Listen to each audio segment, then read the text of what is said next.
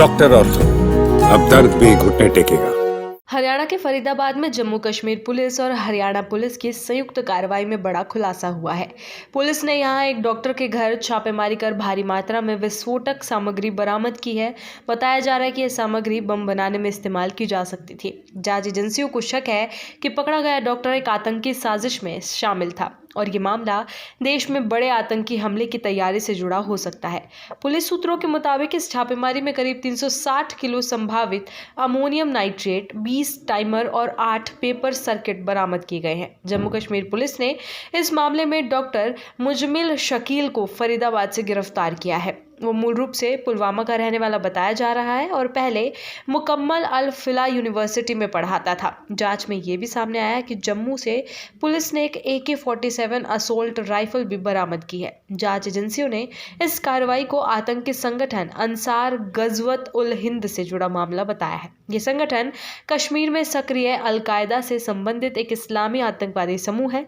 2017 में हिजबुल मुजाहिदीन के पूर्व कमांडर जाकिर मूसा ने इसकी स्थापना की थी। इस संगठन का घोषित उद्देश्य कश्मीर में शरिया कानून लागू कर एक स्वतंत्र इस्लामिक राज्य की स्थापना करना और भारत के खिलाफ जिहाद छेड़ना रहा है। इस मामले में अब तक 3 डॉक्टरों के नाम सामने आए हैं। इनमें से 2 को पुलिस ने गिरफ्तार कर लिया है, जबकि एक अभी भी फरार बताया जा रहा है। गिरफ्तार आरोपियों में आदिल राथर, जो अनंतनाग का रहने वाला है, और मुजमिल शकील शामिल है। तीसरे डॉक्टर की तलाश में पुलिस की टीमें लगातार छापेमारी कर रही हैं। बताया जा रहा है कि तीनों डॉक्टर अंसार गजवत उल हिंद के सदस्य थे और आतंकी नेटवर्क को फिर से सक्रिय करने की कोशिश कर रहे थे। इस घटना पर केंद्रीय मंत्री गिरिराज सिंह ने कड़ी प्रतिक्रिया दी है। उन्होंने कहा कि ये साजिश बॉम्बे ब्लास्ट से भी खतरनाक थी। गिरिराज सिंह ने कहा, सरकार ने समय रहते उसे पकड़ लिया, वरना देश में बड़ी त्रासदी हो सकती थी। इस समय बाबा बागेश्वर की यात्रा चल रही है।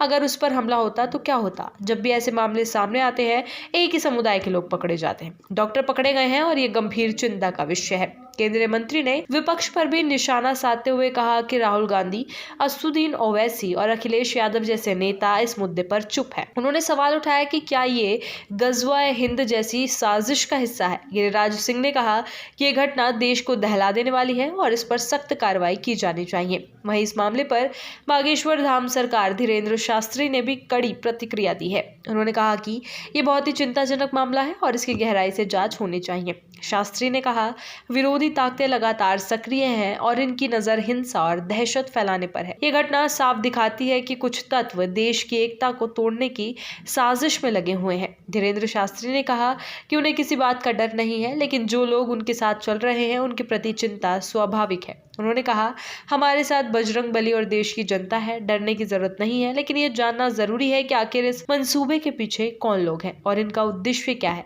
हमें देश के कानून और न्याय व्यवस्था पर पूरा भरोसा है। बाबा बागेश्वर की सनातन हिंदू एकता यात्रा फिलहाल जारी है। ये यात्रा आज यानी 10 नवंबर को अपने 4थे दिन में प्रवेश कर चुकी है।